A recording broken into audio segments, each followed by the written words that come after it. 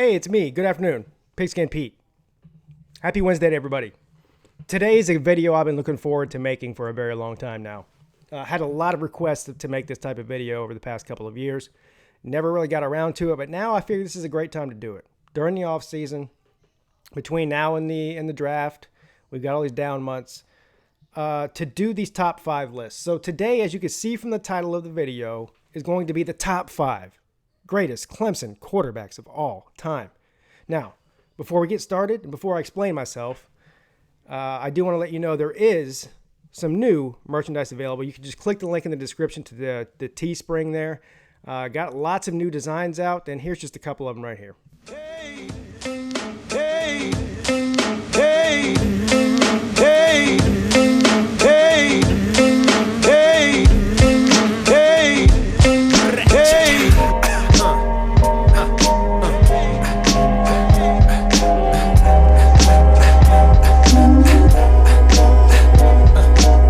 The faction? Nah, this the faction that saved a few hundred on a mix and a mastering. The sound quality suffers a bit, but the disc come fast. I guess you just ain't fucking with this. What?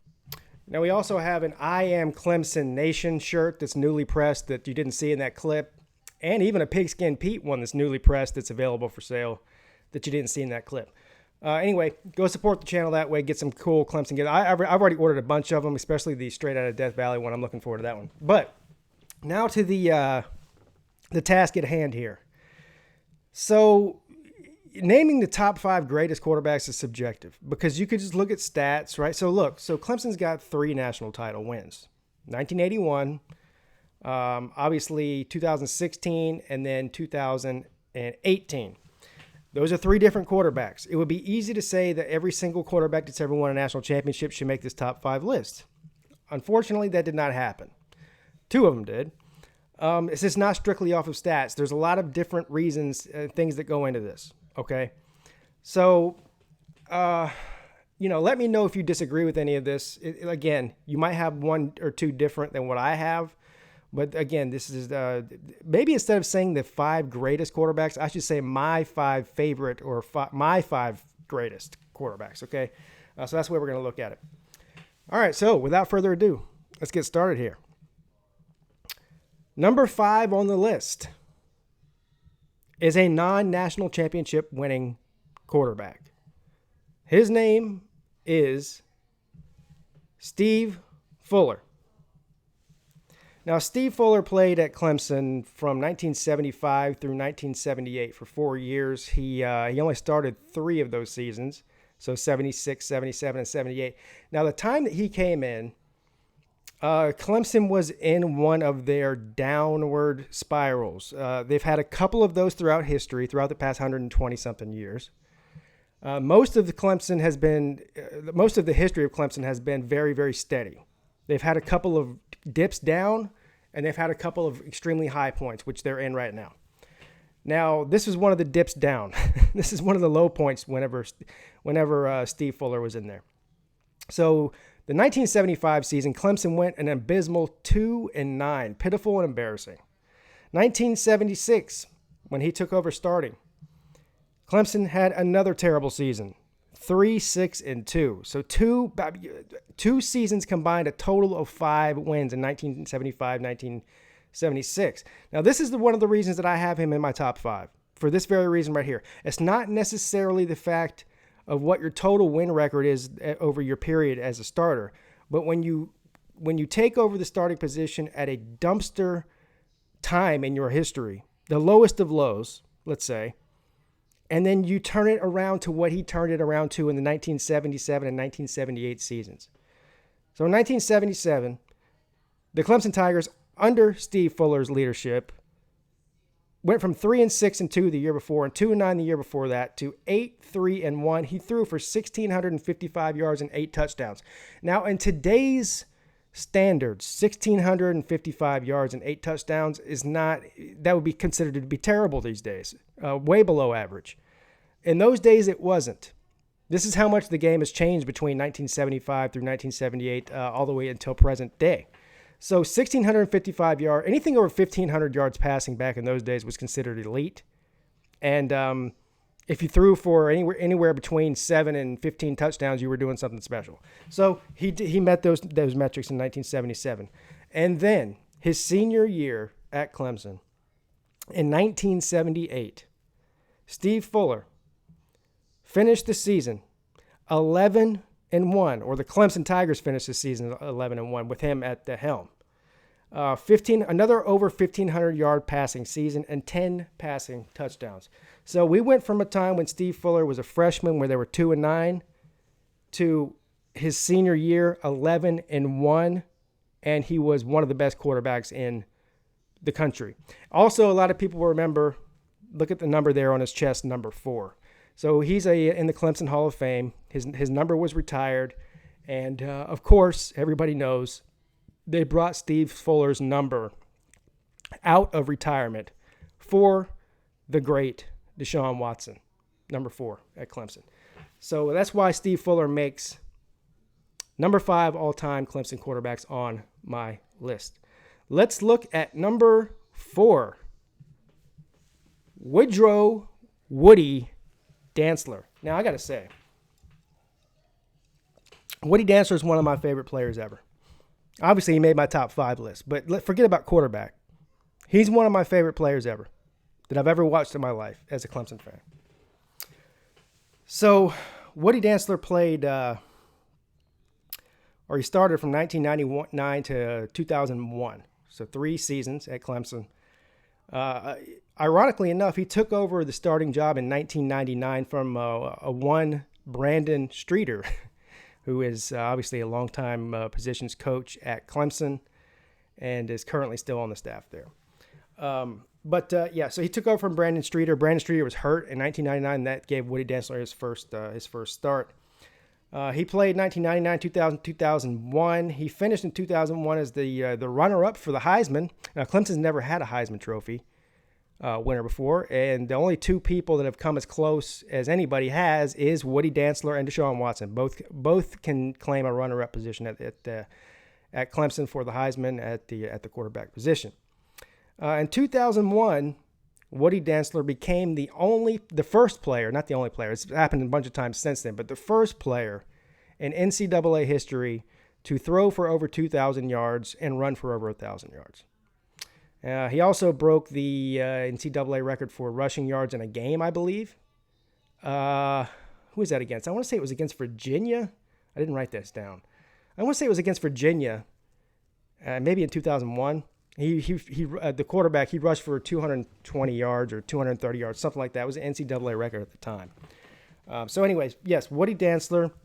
You know what's funny about Woody Dantzler? Or not funny, but ironic, is that Woody Dantzler came along in football history about 15 years too soon. Because at the time, he was a true dual threat quarterback. He was a great thrower and obviously a great runner. And if he would have come along even maybe 10 years later than he did, he would have been much more respected. You know, he came second in Heisman, but still went undrafted. Now, he did play a few years. I think he played for the Falcons and the Cowboys, and I think he played for 2 or 3 teams, but he never really took off. But he just to go undrafted after being a Heisman, finalist, is pretty rare. Now, these days, his skill set would have been a premium, and he would have went probably in the first or second round with his talent. So, poor guy. I mean, listen, I feel sorry for Woody Dantzler. He just missed it. He just was he was ahead of his time, and he played, frankly, in the wrong era. But still one of my favorite players of all time to ever grace a Clemson uniform. All right, let's move on to number 3. Yes, number 3 is Trevor Lawrence. I don't really know what else to say about this other than that he's one of the 3 quarterbacks to win a national championship. He's played in 2 of them. Now, the only person to play in 2 of them was Deshaun Watson, and Deshaun Watson won 1, lost 1, and so far Trevor Lawrence has won 1, lost 1. He's got the highest winning percentage of any starting quarterback in the history through 2 starting seasons. There's many people that thought that Trevor Lawrence could be the first quarterback taken in the draft coming out of high school, which is completely unheard of. He has a chance to do something special this next year and possibly make it 3 national championship appearances in a row. And if he wins another one in 3 years, that means he will have played a national championship in every single year of his career and won 2 out of 3 of them, which would be one of the greatest stories in the history of college football. So I don't really think there's much else to say other than this is probably one of the most talented quarterbacks in my lifetime throughout the entire country, not just at Clemson. So, I mean, to leave him out of the top 5 or at least the top 3 on the all-time greatest quarterbacks for Clemson list would be completely foolish. Sunshine, Trevor Lawrence. There you go, my number 3. Number 2 on the list, Tajh Boyd, another guy. Now, you could say Tajh Boyd, he never won a national championship. How could you have him ahead of Trevor Lawrence? You could say there's another guy that's hasn't made this list yet that did win a national championship, and he's not on this list. Well, I'm going to explain all that very shortly. So Tajh Boyd. Tajh Boyd plays 4 years at Clemson. He takes over for Kyle Parker. All you guys out there don't remember Kyle Parker. And so he's a starter 11, 12, and 13. 2011, 2012, 2013. So in 2011 season, Clemson wins the ACC, goes to the Orange Bowl and gets blown out 70-33 by the West Virginia Mountaineers. The next 2 seasons after that, all Tajh Boyd does is dominate the ACC and records 2 of the most signature bowl wins in modern Clemson football.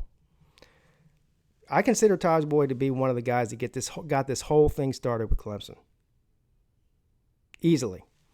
And I was at the 2012 Peach Bowl game on New Year's Eve when they beat LSU. So that was the year after they lost to West Virginia. And then, of course, the year after that, they go to the Orange Bowl and beat the Ohio State Buckeyes and Urban Meyer. So those were 2 signature wins. And Tajh Boyd started what would become sort of a quarterback and wide receiver dynasty at Clemson. He's the guy, Tajh Boyd's not from South Carolina. He was highly recruited out of the Virginia Beach area, and he chose Clemson and came and set all kinds of records. He still, to this day, holds the total passing yards record for a Clemson quarterback and the passing touchdown record. 11,904 passing yards in his career at Clemson and 107 passing touchdowns. 107. This is a guy I've been trying to get on my show for a couple years now. So, Tajh, if you're out there, if you're listening, come on. Spend a couple minutes with me on air, buddy. One of my favorite players of all time. And last but not least, where is it? This is easy, right? Tell me this isn't easy. Deshaun Watson.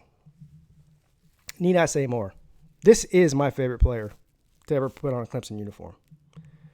And I don't really know what else to say. So he played from 14 to 16. 2014, 15, and 16. Had 2 playoff appearances, 2 national championships, and 1 national title. And won Clemson their first national title in 35 years. How he ended up being the 3rd or 4th quarterback taken in the draft is beyond me. He's continued to show that he's nothing short of great. I think as long as he can stay on a team or get on a team or get some coaching staff around him in the NFL, he will win multiple Super Bowls. He is the Michael Jordan of football.